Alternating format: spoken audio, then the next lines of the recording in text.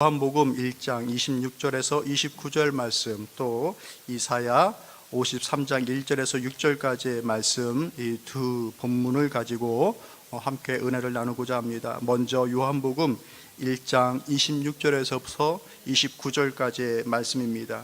이 말씀 제가 봉독하겠습니다. 요한이 대답하되 나는 물로 세례를 베풀거니와 너희 가운데 너희가 알지 못하는 한 사람이 섰으니 곧 내 뒤에 오시는 그이라. 나는 그의 신발끈을 풀기도 감당하지 못하겠노라 하더라. 이 일은 요한이 세례 베풀던 곳 요단강 건너편 베다니에서 일어난 일이니라. 이튿날 요한이 예수께서 자기에게 나오심을 보고 이르되 보라, 세상 죄를 지고 가는 하나님의 어린 양이로다. 이사야서 53장 1절에서 6절까지의 말씀인데, 우리 이 말씀은 교독하도록 할게요. 교독합니다. 우리가 전한 것을 누가 믿었느냐? 여호와의 팔이 누구에게 나타났느냐? 마른 땅에서 나온 뿌리 같아서 고운 모양도 없고 풍채도 없은즉 우리가 보기에 흠모할 만한 아름다운 것이 없도다. 그는 멸시를 받아 사람들에게 버림받았으며 간구를 많이 겪었으며 질고를 아는 자라. 마치 사람들이 그에게서 얼굴을 가리는 것 같이 멸시를 당하였고 우리도 그를 귀히 여기지 아니하였도다.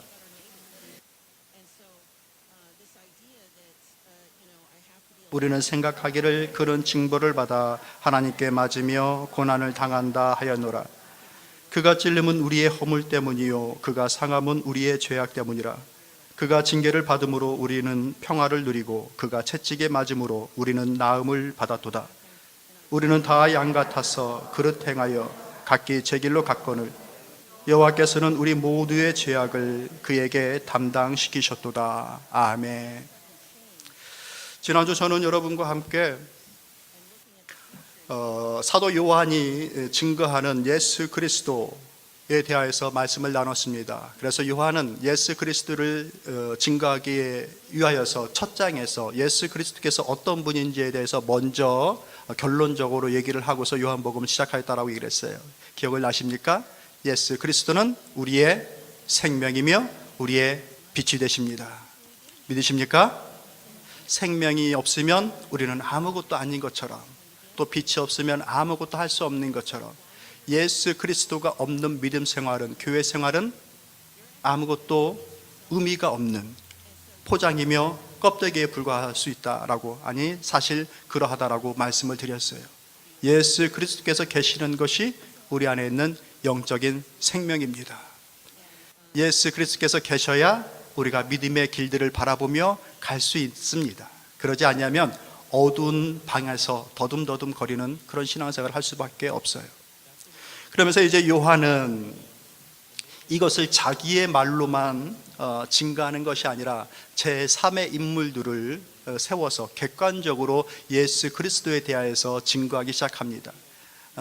아무래도 제3자의 얘기가 나오면 조금 더 객관적이잖아요. 그렇죠? 사람들이 받아들이기에도 좀 더 객관적으로 받아들일 수 있고 수긍이 되어지고, 그런 의미로서 사도 요한은 몇몇 객관적인 사람들을 들어서 예수 그리스도께서 왜 우리의 생명이고 왜 우리의 빛인지에 대해서 말씀을 해주시는 겁니다. 맨 처음 세례 요한을 들고, 그 다음 여러분들이 알고 있는 베드로의 형제 그 안드레를, 그 고백을 예를 들고, 또 바리새인이었던 니고데모의 예를 들고, 여러분이 잘 알고 있는 사마리아 여인의 그 고백을 통해서 예수 그리스도, 그분이 어떤 분에 대해서 얘기를 해요. 각양각색의 사람들, 다양한 사람들, 다양한 계층에 있는 사람들의 고백을 통해서 예수 그리스도를 증거합니다. 그것에 대해서 세례 요한의 그 첫 번째 증거의 내용이 요한복음 우리가 함께 읽은 본문의 내용입니다. 그래서 세례 요한은 예수 그리스도에 대해서 어떻게 증거하느냐? 우리의 모든 죄를 대신 짊어지고 가는 그 문제를 해결하여 주시기 위해서 오신 하나님께서 보내신 희생의 제물로서의 어린 양이다라고 말씀해 주십니다. 이것이 세례 요한이 예수님을 증거하는 첫 번째 증거예요. 예수님이 이 땅에 오셨습니다. 믿으십니까? 왜 오셨을까요? 선물 교환하라고? 크리스마스 때 서로 사랑하고 선물 교환하고 행복해지라고? 그것은 이후에 벌어진 결과이지 첫 번째 오신 목적이 아니에요. 예수님께서 이 땅에 오신 첫 번째 목적은 하나님께서 희생 제물로 양으로서 제사를 드릴 때 제물이 되어지는 그 양으로서 예수님을 이 땅에 보내어 주신 겁니다.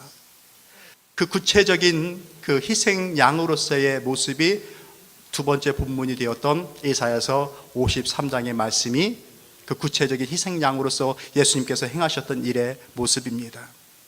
이 본문의 말씀을 통하여서 예수님께서 우리를 위하여서 말 그대로 우리의 생명을 회복하시고 우리에게 빛을 주시기 위하여서 어떠한 일을 하셨는지, 그분이 우리에게 어떤 분이신지에 대해서 다시 한번 되새기고 믿음을 잘 세워나갈 수 있기를 바랍니다. 첫 번째로 예수님 그 어린 양이 우리에게 하신 일이 무엇일까? 이사야서 53장 6절 말씀 한번 읽어보실까요? 시작.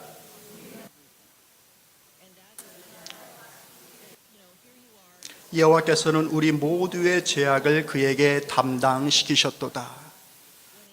하나님의 어린 양 예수 그리스도에게 우리 모든 죄를 담당시켜 버리신 겁니다.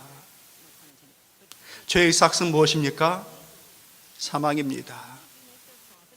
죄는 스스로 용서할 수 있는 일이 아닙니다. 여러분들 누가 나에게 큰 잘못을 저질렀어요. 근데 그가 어느 날 오늘은 날씨도 화창하고 좋으니까 꽃향기도 있고 그러니까 오늘 내가 너를 용서해, 모든 죄 내가 용서해 줄게. 툭툭 치고 어깨 또닥또닥하고 스스로 그러고 있다고 생각해 보세요. 너 다 용서받았어. 스스로 그렇게 말이 되어지지 않는 일이죠. 죄에 대해서는 당연한 형벌, 대가, 벌금, 그 모든 것이 반드시 따르게 되어져 있습니다. 하다못해 죄를 지은 그 당사자에게 용서라도 받아야 그 죄의 문제가 해결되어지는 겁니다. 죄는 자기 스스로 용서해 줄 수 있는 것이 아니에요. 상대방이 용서해 줘야 되는 것이고 당사자가 용서해 주는 것이지, 너 오늘 죄 용서 받았어, 스스로 자유로울 수가 없는 거예요.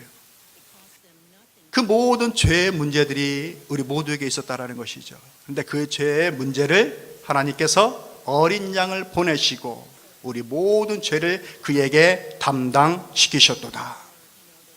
믿으시길 바랍니다.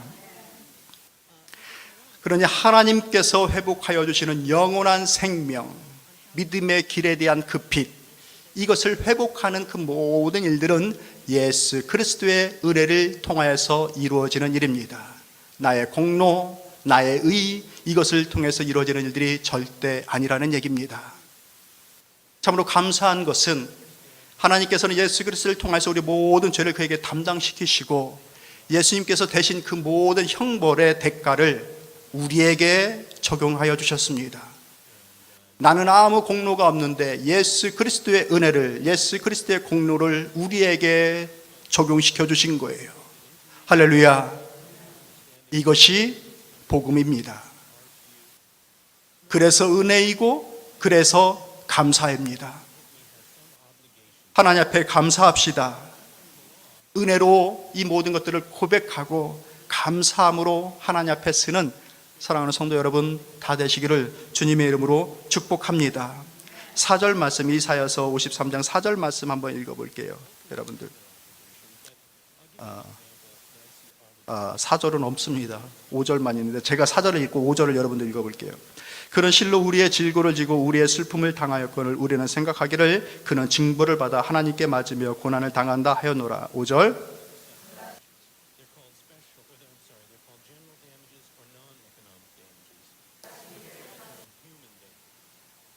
그가 채찍에 맞음으로 우리는 나음을 받았도다. 아멘. 어린 양, 하나님의 어린 양께서 이 땅에 오셔서 하신 일이 무엇일까? 그분은 우리의 질고와 우리의 슬픔과 그 모든 것들을 대신 지시고 우리를 체휼하셨다라고 말씀해 주십니다. 체휼하신다라는 것은 직접 경험하여서 불쌍히 여기신다라는 얘기입니다. 사람이 동병상련이 있어야 서로 위로가 돼요. 그것을 모르는 사람이 위로를 하면 그 위로가 크게 와닿질 않습니다. 그런데 같은 병을 앓는 사람이 이 위로를 하면 내가 아픈 것을 그 사람도 아프고 있기 때문에 서로 감동이 되어지고 위로가 되어져요. 예수님께서 이 땅에 오신 이유는 쉽게 말해서 우리가 앓는 병을 같이 알아주시고 우리가 받는 고통을 같이 겪어주시고 그 모든 것들을 통해서 우리를 직접 알고 불쌍히 여겨주시기 위해서 오셨다라고 말씀해주고 있는 것입니다. 성도 여러분, 하나님은 여러분들을 잘 알고 계십니다. 예수님은 우리를 잘 알고 계십니다. 무엇이 아픈지, 무엇 때문에 슬픈지, 무엇 때문에 괴로운지 그것을 우리 주님은 잘 아십니다. 멀리 봐서 아시는 것이 아니라 직접 겪으셔서 아십니다. 그가 가시와 창에 찔리심을 통하여서 우리의 허물을 덮어주셨습니다. 그분의 몸이 십자가에 찢겨지셔서 우리의 죄악을 용서하여 주셨습니다. 그분이 죄인이라고 하는 그 징벌을 대신 받아주심으로 죄의 모든 값을 대신 해결받아서 우리의 마음 가운데 참 평안을 허락하여 주셨습니다. 그분께서 채찍에 맞으심으로 우리가 나음을 받게 되어졌습니다. 이게 예수 그리스도께서 하나님의 어린 양으로서 이 땅에 오셔서 이루신 일입니다. 그렇기 때문에 예수님의 오심이 너무나도 감사한 일입니다. 성탄을 맞이하면서 이 하나님을 높이고 찬양하며 영광을 돌립시다. 이 은혜를 주신 예수님을 찬양합니다. 그 은혜를 우리에게 적용하여 주신 그 하나님의 은혜를 찬양합니다. 성탄의 계절에 이 예수 그리스도의 은혜와 주님의 사랑이 우리 마음 가운데 더욱더 풍성하여질 수 있기를 주님의 이름으로 축복합니다. 예수 그리스도, 그분이 하나님의 어린 양으로 내려오셔서 어떤 일이 벌어졌는가, 여러분도 두 번째 거 읽어보시겠어요? 시작.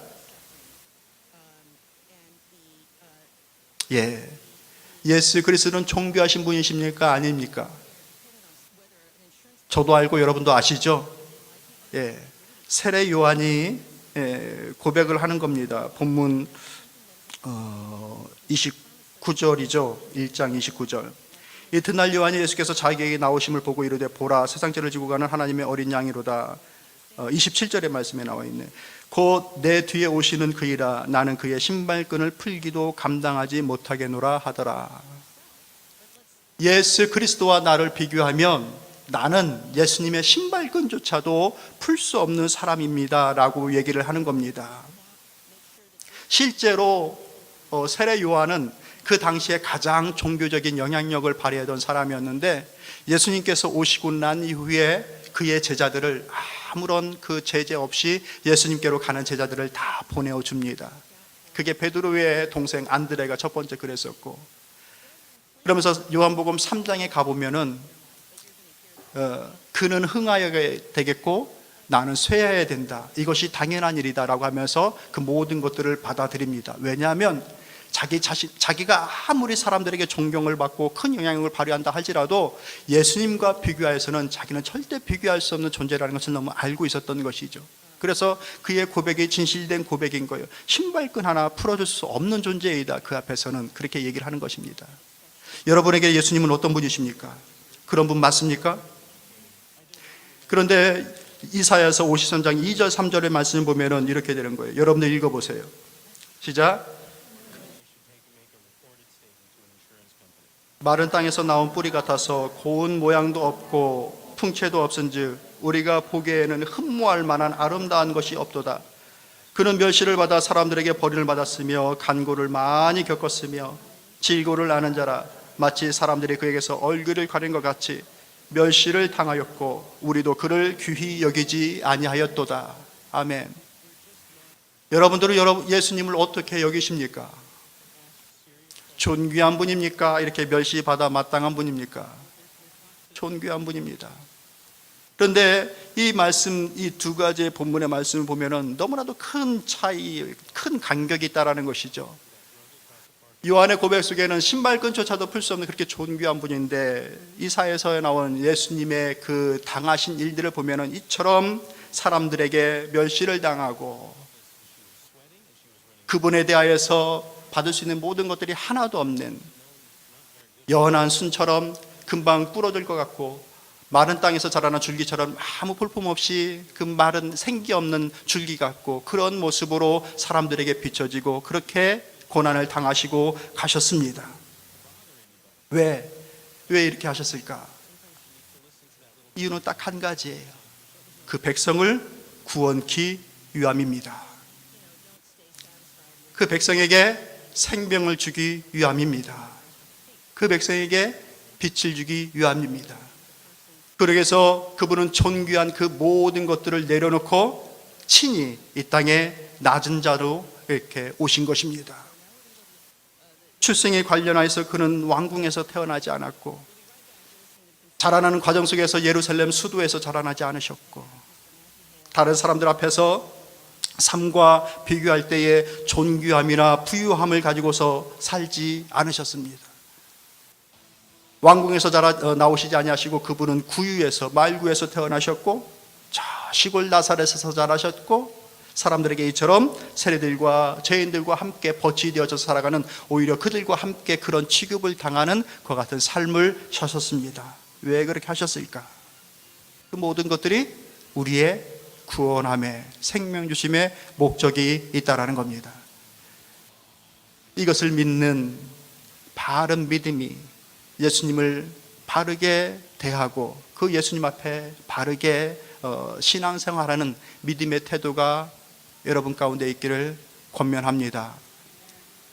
예배를 드리러, 누구에게 예배 드리러 여러분들 교회에 오십니까?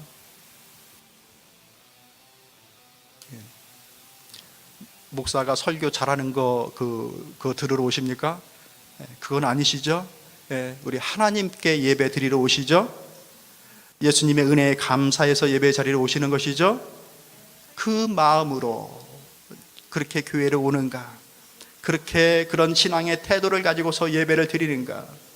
죄송한 말씀이지만 예배를 드리는 그 태도를 보면 성도들의 신앙의 그 상황이 어느 정도 읽힙니다.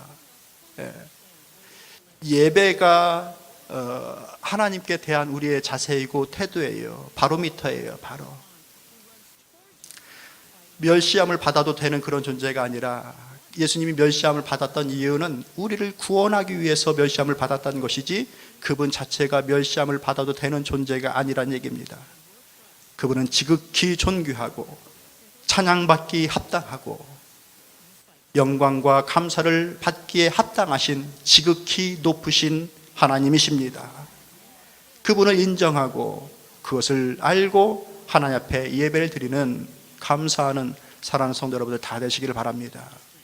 이 구원의 은혜를 허락하신 예수 그리스도, 이 모든 것들을 알게끔 하시고 우리에게 적용하여 주신 성령님의 은혜, 이 모든 것들을 이루게 하신 하나님의 그 모든 계획하심, 이 모든 것이 예수님의 성육신이고, 그것을 통하여서 우리에게 생명과 빛이 회복되어졌습니다. 그것을 통하여서 하나님 앞에 감사하고 영광 돌리는 12월 한 달 될 수 있기를 바랍니다. 말씀을 정리하도록 할게요. 여러분들, 생명과 빛이 회복되어졌습니다. 그것은 예수 그리스도의 희생을 통하여서, 이 희생 때문에 예수님은 하나님의 어린 양으로 이 땅에 보내어졌습니다. 그것을 바로 알고 감사하고 찬양하며 믿읍시다. 이것이 복음입니다. 예수님은 우리 때문에 모든 존귀함을 내려놓으셨어요. 그렇다고 해서 예수님께서 그 존귀함을 내려놨다고 해서 그분이 존귀하지 않은 분이 아님을 여러분들 잘 기억하시길 바랍니다. 하나님을 섬기고 하나님을 예배하되 내 마음대로, 내 뜻대로, 그저 되어지는 대로 섬기며 예배할 수 있는 그런 분이 아니라는 것을 여러분들 반드시 기억하십시오. 세례 요한은 그렇게 고백합니다. 나는 그분의 신발끈조차도 풀 수 없는 그런 분입니다. 여러분의 고백은 어떤 고백인가? 주님에 대한, 하나님에 대한, 예수님에 대한 그 고백이 어떤 고백인가? 쉽게 가볍게 그렇게 하나님을 섬기고 예수님을 대하는 믿음의 사람이 아니기를 바랍니다. 그것 때문에 하나님 앞에 감사하고 진정한 찬양을 올려드리는 사랑하는 주님의 귀한 권속들, 백성들 다 되시기를 주님의 이름으로 축복합니다. 우리 자리에서 일어나셔서 같이 찬양드리겠습니다.